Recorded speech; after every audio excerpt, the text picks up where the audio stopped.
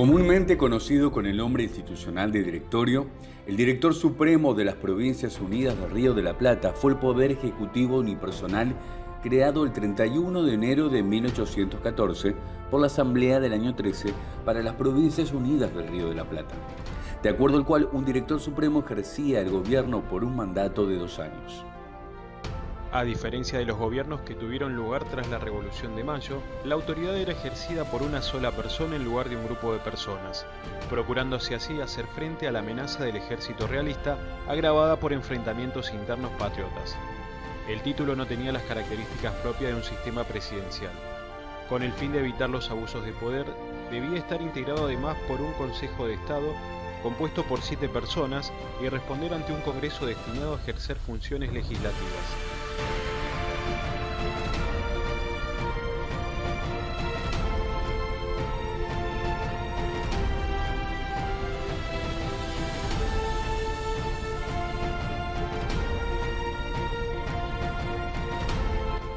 El directorio nació principalmente por una fuerte crisis. Artigas causaba muchos problemas en la banda oriental y el gobierno de Buenos Aires trataba de suprimirlos sin éxitos. En esos años, el protector de los pueblos libres era considerado infame y un traidor a la patria, lo cual cambiaría después del enfrentamiento contra las fuerzas directoriales que lo rehabilitaron como buen servidor de la patria. Por parte de España, Fernando VII había vuelto al trono e implantado un gobierno totalmente absolutista. El gobierno de Buenos Aires estaba con miedo, por lo cual pidió ayuda al representante inglés en Río de Janeiro, Lord Strangford, quien le escribió al ministro Castlereagh, pero este terminó rechazando el favor que Buenos Aires le pedía porque no quería arruinar la relación de su país con España, ya que según Fernando VII eso hubiera estado fuera de la ley. Por otro lado, la situación de las revoluciones latinoamericanas no era alentadora. En Chile se había formado una grieta ideológica entre dos sectores criollos, uno más aristocrático liderado por O'Higgins y otro de tinte más popular liderado por José Miguel Carrera. Estas disensiones entre ambos bandos dieron la victoria final de los españoles en Rancagua. Los patriotas chilenos escaparon hacia Cuyo y se unieron a San Martín, que ya empezaba a preparar su ejército libertador. En México seguía la represión contra los seguidores de Morelos, que en pocos meses más sería cruelmente ejecutado.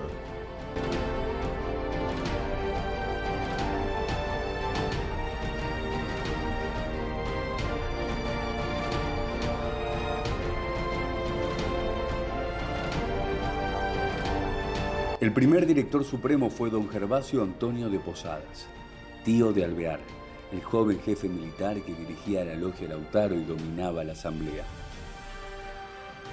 Integró el segundo triunvirato junto a Nicolás Rodríguez Peña y Juan Larrea. Como su labor como triunviro fue muy valorada, poco después se decidió en enero de 1814 concentrar en él todo el poder ejecutivo con el título de Director Supremo de las Provincias Unidas del Río de la Plata. Los graves problemas que causaron en su gobierno la sublevación del ejército del Alto Perú, al mando de José Rondó, y la recuperación del trono español por parte del rey Fernando VII, lo llevaron a la renuncia el 9 de enero de 1815.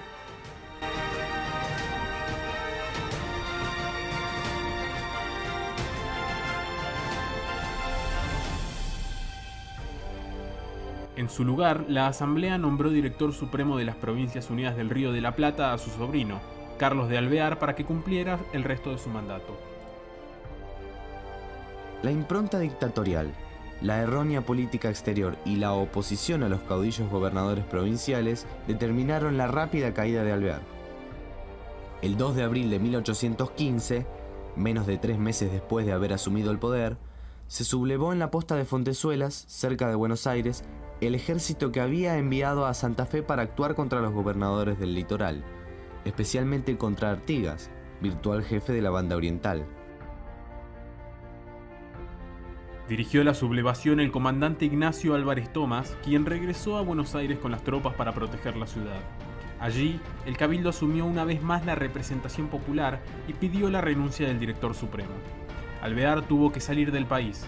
La Asamblea Constituyente, reunida desde 1813, se disolvió inmediatamente.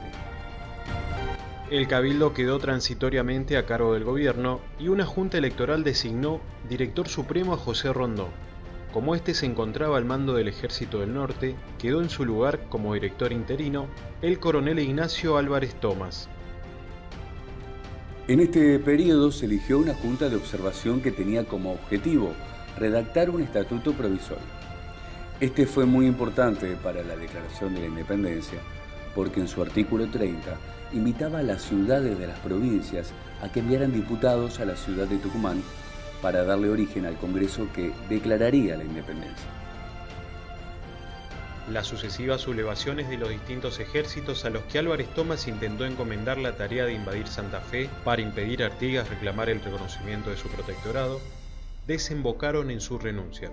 Ante esto, el Congreso de Tucumán y la Junta de Observación decidieron que sería oportuno elegir directores teniendo en cuenta todas las provincias.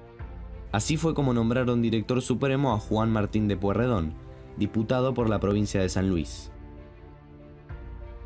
Para generar confianza en los pueblos del interior, se convoca a un Congreso General Constituyente en Tucumán. Los delegados comienzan a reunirse en marzo de 1816. Después de 3 meses de sesiones, y por iniciativa del grupo liderado por el diputado Teodoro Sánchez de Bustamante, el Congreso proclama la existencia de una nueva nación libre y soberana. Pueyrredón no pudo doblegar la resistencia federal del litoral. Por eso decidió renunciar a su cargo luego de jurar la Constitución de 1819. En abril de 1819, José Rondó fue designado gobernador de la provincia de Buenos Aires, aunque su autoridad era simplemente delegada del director. En junio de ese año, la renuncia de Juan Martín de Pueyrredón lo llevó al puesto de director supremo de las Provincias Unidas del Río de la Plata, pasados 4 años y 3 mandatarios desde su nombramiento original. Justo en este momento se desarrolla la batalla de Cepeda del 1 de febrero de 1820, en la que José Rondó dirigió el ejército que enfrentaría a las fuerzas federales. Debido a esto, el Congreso nombró director sustituto a Juan Pedro Aguirre, alcalde de primer voto y principal funcionario del Cabildo porteño. La causa fue el descontento de las provincias del interior con Buenos Aires, que había gobernado a las Provincias Unidas del Río de la Plata, surgidas a partir de la Revolución de Mayo, sin tener en cuenta la voluntad de las provincias. La principal exigencia de los líderes federales era que cada provincia se gobernara a sí misma y que unidas formaran una federación. La batalla enfrentó a unitarios y federales. José Rondó fue derrotado por la unión de las fuerzas de los caudillos de Santa Fe, Estanislao López, y de Entre Ríos, Francisco Ramírez, ambos federales y lugartenientes del general José Artigas, de la Banda Oriental, y apoyados por el chileno José Miguel Carrera.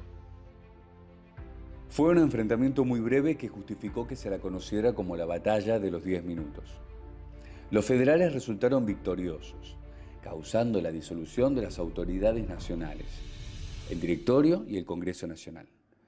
Se inició así el período denominado la anarquía del año 20, en donde surgieron las autonomías provinciales.